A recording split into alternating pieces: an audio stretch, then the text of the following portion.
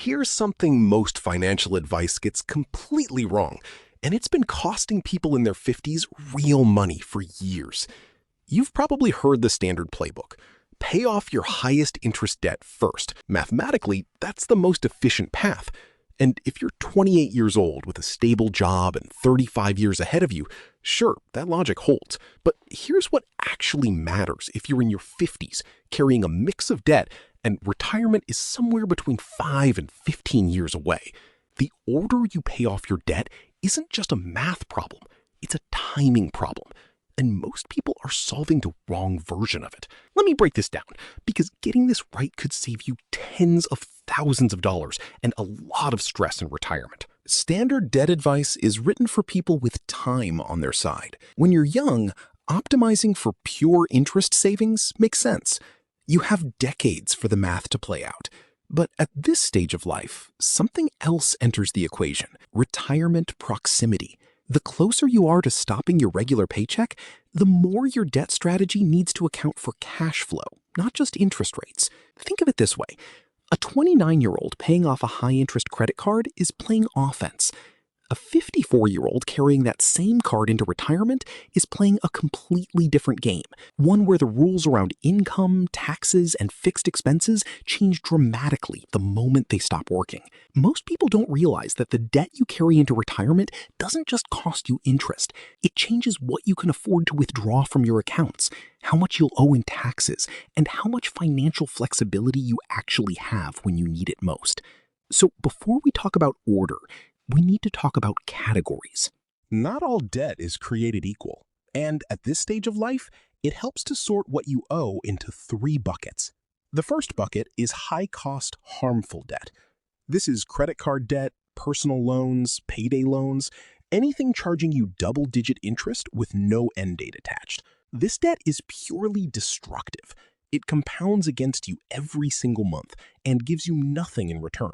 To put a number on it, a credit card charging you 22% versus a car loan at 6% aren't just different. They're a different species of problem. One is an inconvenience. The other is a financial emergency that gets worse every single month you don't address it. The second bucket is neutral debt. Auto loans typically live here. Fixed rate, finite term, secured against an asset. Not great, but not dangerous. It has a clear end date and doesn't tend to spiral. The third bucket is what I call potentially useful debt. Your mortgage is the most common example. Yes, it's debt, but it's attached to an appreciating asset. It often carries a relatively low fixed rate, and the interest may still be deductible depending on your situation. It behaves very differently from a credit card. Understanding which bucket your debt lives in changes everything about the order you should attack it. Here's what actually makes sense for someone in their late 40s or 50s carrying multiple types of debt. Start with bucket 1. Every time. High-cost, harmful debt first. Full stop. And here's a way to think about it that most people miss entirely. Paying off a credit card charging you 22% interest is the same as earning a guaranteed 22% return on that money. You will not find that in the stock market. Not reliably, not risk-free. Every dollar you throw at high-interest debt is the best investment available to you right now.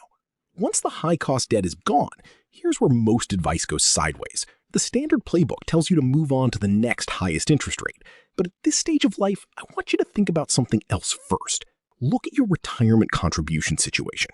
If you're not maxing out your 401k, especially the catch-up contributions available to you after 50, that deserves serious consideration before you aggressively attack low or mid-rate debt. A tax-deferred contribution at your current income bracket may produce a better return than paying down a 5% auto loan.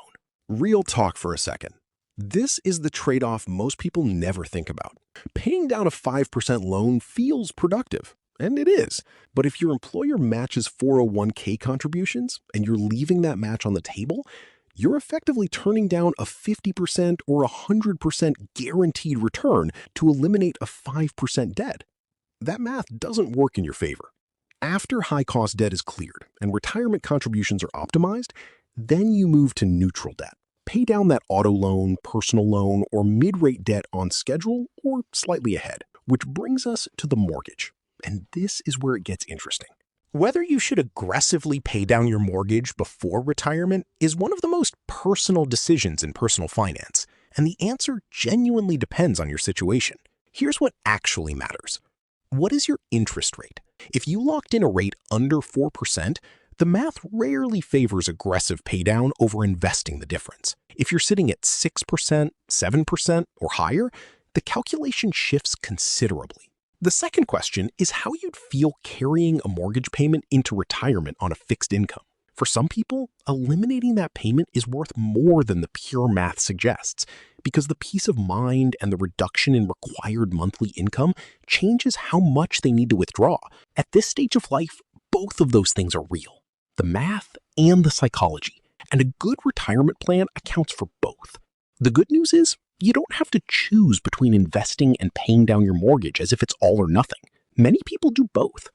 A slightly accelerated mortgage paydown alongside consistent retirement contributions is a reasonable middle path for most people in this situation.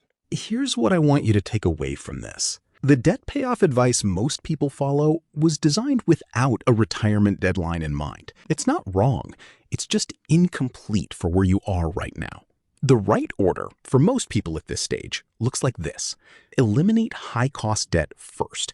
And remember, every dollar you put toward that debt is earning you a guaranteed return nothing else can match. Make sure you're capturing every retirement contribution you're entitled to. Then address mid-range debt. And approach your mortgage with both the numbers and your own peace of mind in mind. The decisions you make about debt in your 50s don't just affect your balance sheet today. They shape what your retirement actually feels like, how much flexibility you have, how much you need to withdraw, and how much of your income is spoken for before you've enjoyed a single dollar of it.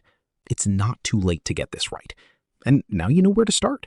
If this was helpful, there's a lot more where this came from.